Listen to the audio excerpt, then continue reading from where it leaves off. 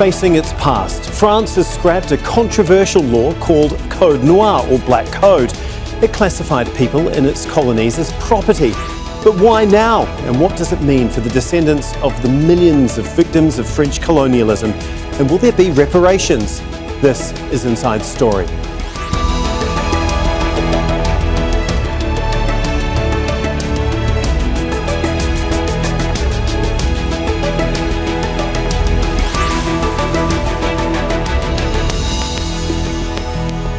Hello, welcome to the programme. I'm Tom McRae. It's a law many were shocked to discover still existed in France. The Code Noir, or Black Code, dates back 400 years and outlines the rules that govern slavery in French Caribbean colonies. Rules that allowed slave owners to treat their labourers as property that could be bought, sold and inherited. That permitted cruel punishment such as beatings, often to death, and hangings. This week, French MPs voted unanimously to repeal the legislation. But is that enough, and does it offer reparatory justice to the descendants of the victims of slavery? We will go to our guests in just a moment, but first, this report from Ferdia Carr. In a rare moment of unity for France's National Assembly, pour 254 contre 0, l'Assemblée nationale a adopté. Deputies voted unanimously to repeal the 17th century laws that governed enslaved people across French colonies. The Code Noir, or Black Code, was a series of royal edicts that classed African slaves and their children as movable property. They permitted slave owners to administer cruel punishments, including death, and allowed the mutilation and branding of slaves who tried to escape. The legislation became defunct when France abolished slavery in 1848, but they were never formally removed from the law books. It has remained an open wound since. Le silence, voire l'indifférence. The silence, even indifference, that we have maintained for nearly 2 centuries regarding this Code Noir is not an oversight, but it's become a form of offence. Un défi à ceux qui nous fondent. The bill requires the government to prepare a report on the lasting consequences of slavery on racism and discrimination in France, and how the history of slavery is taught in schools. No vote alone can repair centuries of shattered lives. The greatness of a republic is not measured only by what it commemorates, but also by how it protects human dignity today. It still needs to pass the Senate, but campaigners see it as a first step towards reparations, a contentious issue. Do we make reparations to the descendants of slaves themselves? Which family do we compensate? You can see that it's going to be complicated. It would probably be somewhat inaccurate and perhaps a little excessive in any case to draw an absolute link between the past and everything that exists today. For many people, reparations are about addressing the present. It is truly absurd to only consider the repeal or cancellation of the Black Code in 2026. But it also reveals a sad reality given our history. The descendants of colonizers were compensated when slavery was abolished. This shows that the abolition of slavery never truly happened for us. It was all just talk. Poverty rates in French overseas territories like Martinique and Guadeloupe are far higher than in mainland France. And some former colonies have called for international debt cancellation, as well as support for healthcare and education. But concrete promises were not part of the bill, and President Macron, to date, has avoided making any commitments. Ferdia Carr, Al Jazeera for Inside Story.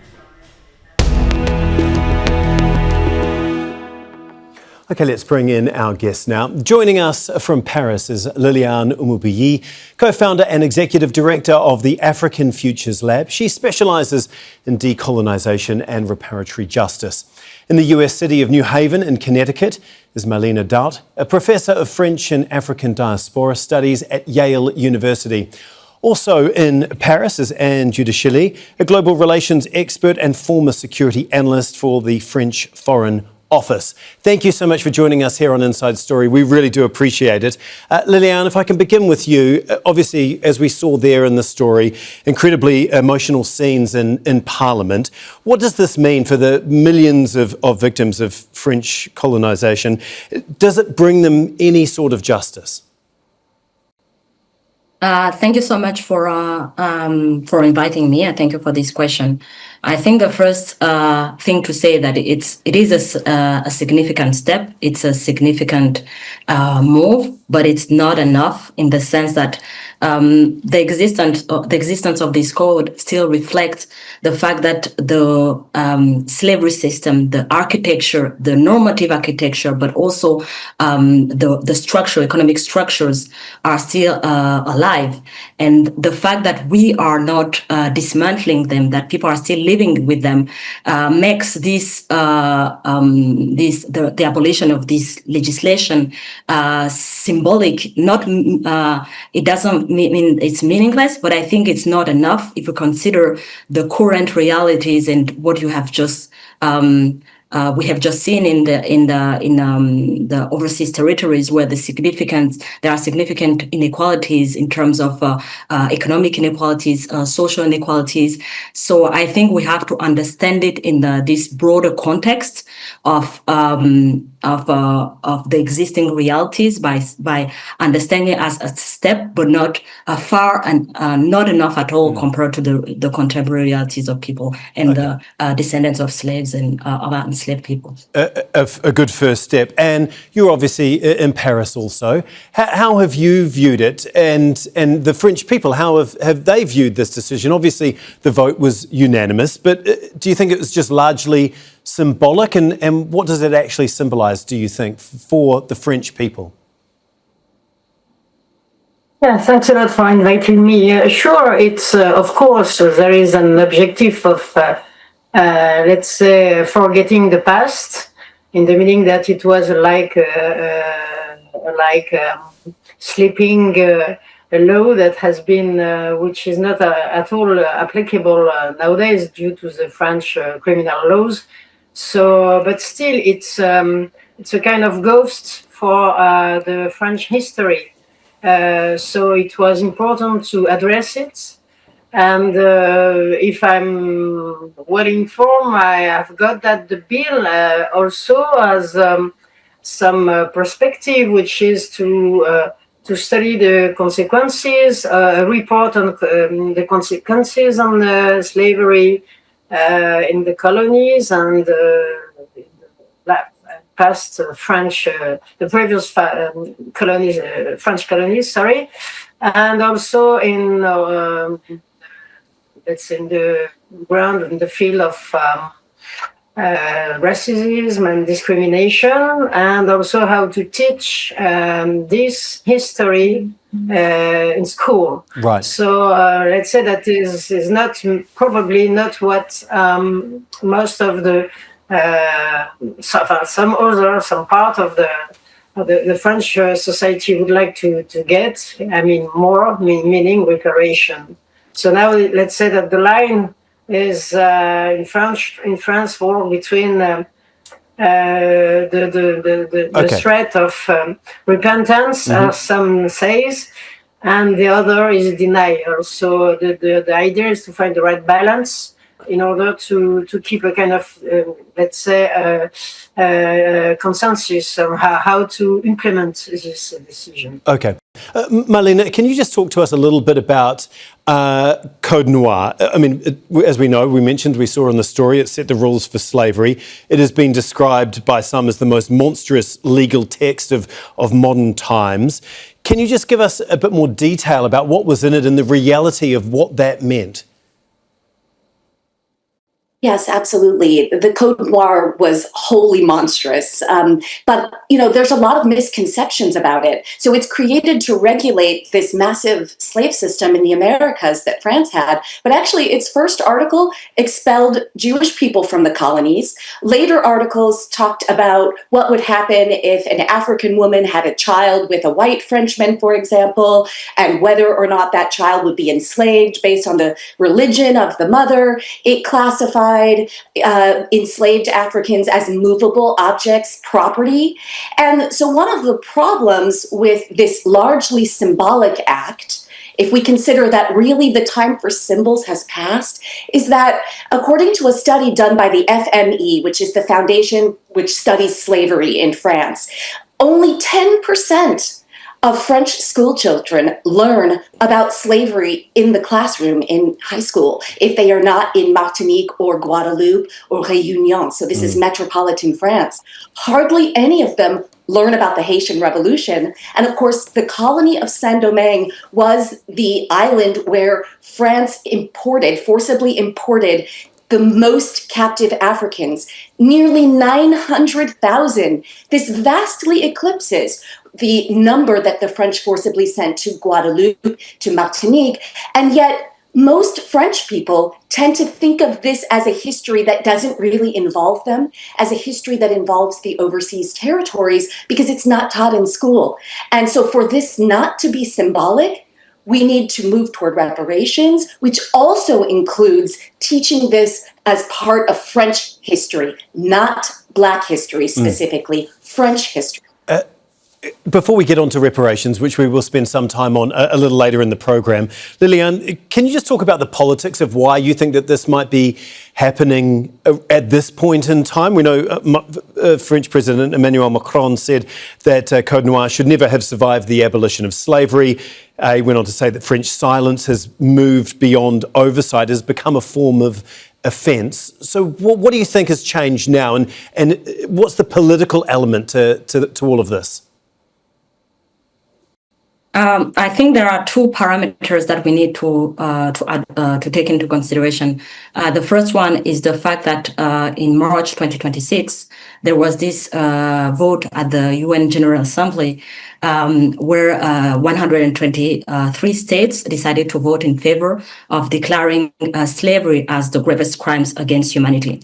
And as you know, France, alongside other European countries, decided to abstain, which was quite surprising in France, because there is a legislation that has been there for 25 years, the Law Taubira, which describes and qualifies slavery as a crime against humanity. So, and this legislation, we basically it has its 25th anniversary this year. So we had a kind of double discourse at the same time at the national level, where there is this anniversary of this legislation, and at the international level, where France decided to abstain. And I think if we take a broader context again, is to also look at the ways in which Emmanuel Macron from 2017 has been trying to bring this question of memory of this commission into somehow using it to reposition the French position in Africa. So in geopolitics, so I think there's this convergence of these three parameters that I see that makes this debate highly very timely at this moment in France. And I want to see if you can elaborate on that a little bit, as we heard there, Macron using this to try and retain France's influence in Africa. How big an element do you think that is to why this vote was held now? Well, you can guess on what direction you want me to answer you. But still, of course, there is a political context, which is, let's say, leave a way how to favor such a debate in France, because you know that we have a political election, presidential election next year, and so there is, let's say, division within the French society, not on the fact that slavery has to be abolished, that Code Noir is not at all. I mean, it's over since a long time, and nobody is favoring the slavery. But behind this scene, you have also the idea of the red line for part of the French, political French class, is that we don't want to feel guilty about our history. That's what is called repentance. And in the same time, we don't want to deny what's happened. It was about try to say previously, right, is that, it's not about slavery only, it's about the colonial memory. It's not only linked to the Code Noir, it's broader. And so, as the guest mentioned, it's a very tricky issue, because even if the current president has tried many times to address the issue, it was politically divided, criticized. Yes. So it's the context is never the good one, but still we have to try and again to address the issue at school, and the issue also, the other one is do we have to financially repair? That's another point, which is like a red line for many political responsibilities. I want to pick up on one point that you brought up there, and the guilt that some in France might be feeling over this. Marlene, do you think that this vote that actually gives France a bit of an out, that this is it stops short of, I guess, talking about France's discomfort and doesn't allow them to confront their colonial past in full, that they can, vote for this and then move on, saying that we've done everything we need to do? Yeah, I think this is one of the essential problems. For example, if we go back to the summer of 2020, when there were global protests over the police killing of George Floyd, there were a lot of statues coming down around the world of terrible figures in human history.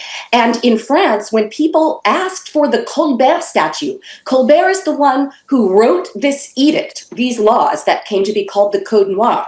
When this question was put forward, Emmanuel Macron not only said no vehemently, but said no statues in France would be coming down. So this has introduced a bit of incoherence. If we're not teaching this history as French history in schools, if we're saying that statues of terrible figures who created the most monstrous legal code in human history, if we're saying their statues are allowed to stand, then we are really understanding this move as symbolic, as a move that says we wash our hands. And in fact, the National Assembly, while it may be that their hearts are in the right places, what we really need are for their minds to be in the right places as well, because they've been passing a series of resolutions.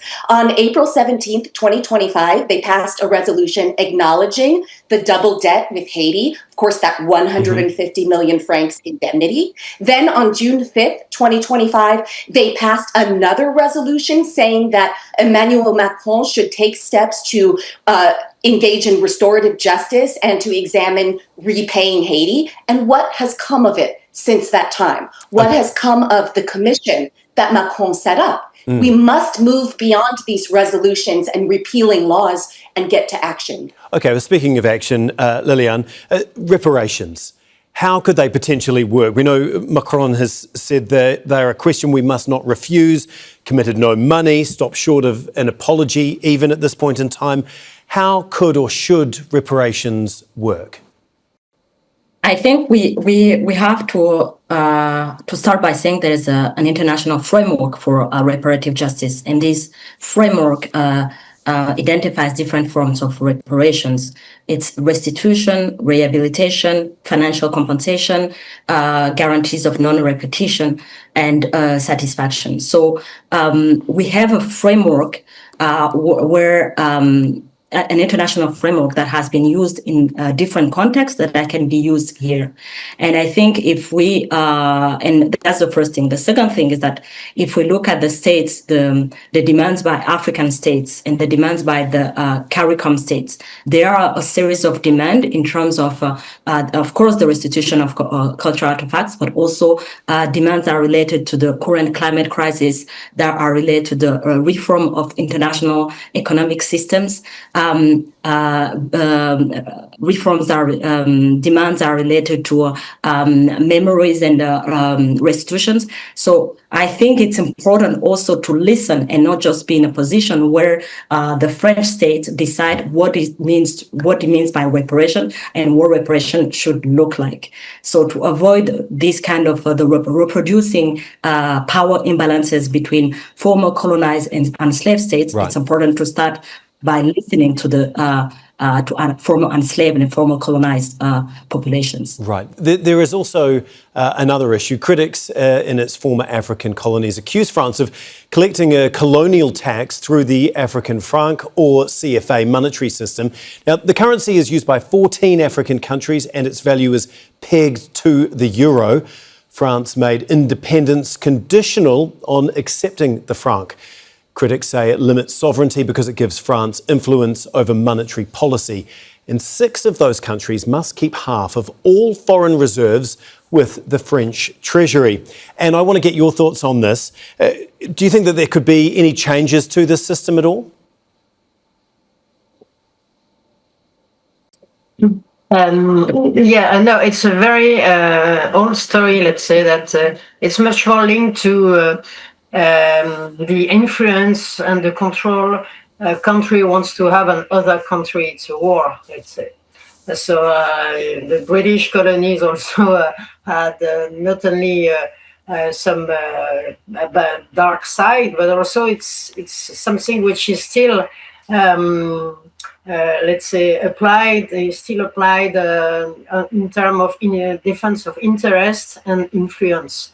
That means that what you mentioned is the way how to keep interest on a country, on a region, on a continent almost, and to not only to keep influence, but to get interest, to get money, to get control. So that is a very tricky issue because so many countries in the continent are trying to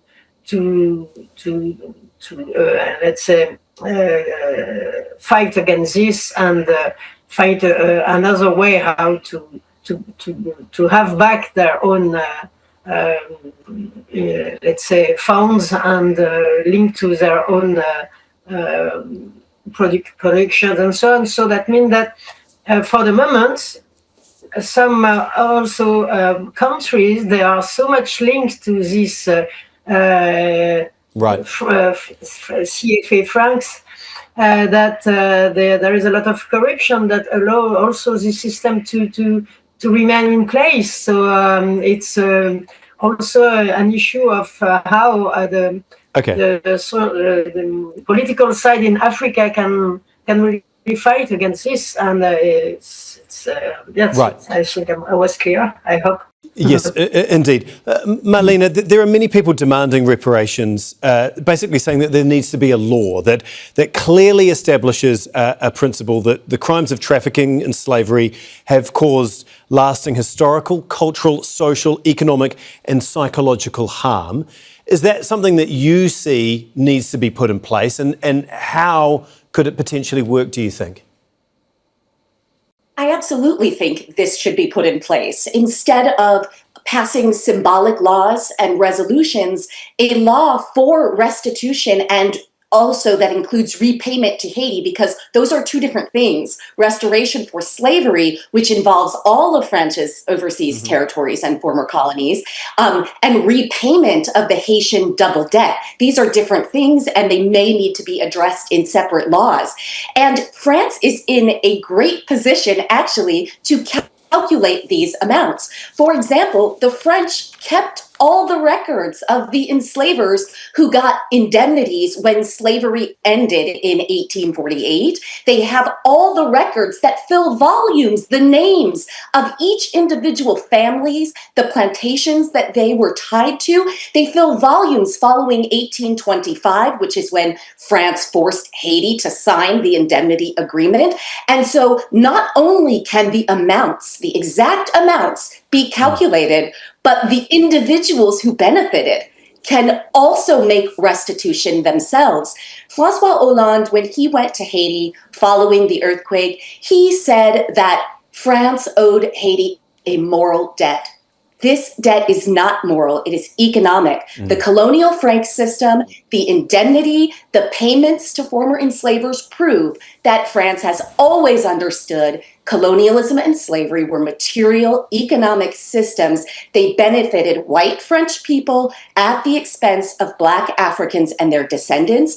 And this situation has created great inequalities in our world that cannot be addressed by moral actions alone. They must be addressed with legal actions.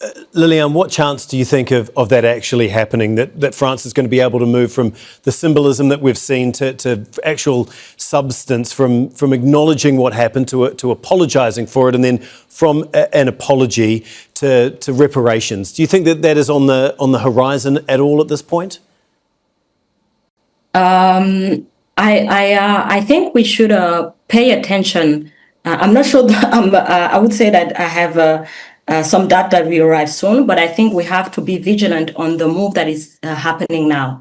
So, as you know, Emmanuel Macron in his speech said he's going to set up a commission with Ghana, a commission that will compose of scientific scholars to do a report on reparations. And I was quite surprised to see that for a country that has been ignoring the position of or the demands from its former colonial countries in West Africa, how it is moving into Anglophone countries and trying to somehow build an alliance into advancing this debate. So I think we are at a turning point, and we don't know how this is going to be, if there's a risk of being instrumentalized, if there is a political instrumentalization, instead of really advancing on this agenda of using it more to fragment the francophone and anglophone countries into Africa.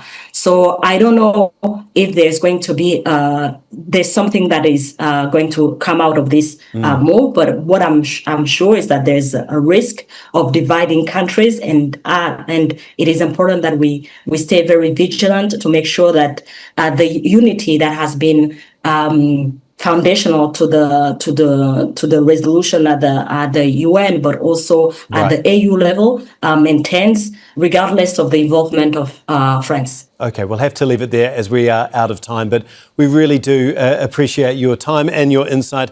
Liliane, Umubyeyi, Marlene, Daut and Judith Shilley, thank you so much for joining us on Inside Story. And thank you too for watching. You can see the program again anytime by visiting our website, that is aljazeera.com. For further discussion, you can go to our Facebook page, that's facebook.com/AJ Inside Story. You can also join the conversation on X. Our handle is @AJ Inside Story. For now, that is all from me, Tom McRae, and the whole team here. Al Jazeera's coverage will continue in just a moment. Do stay tuned.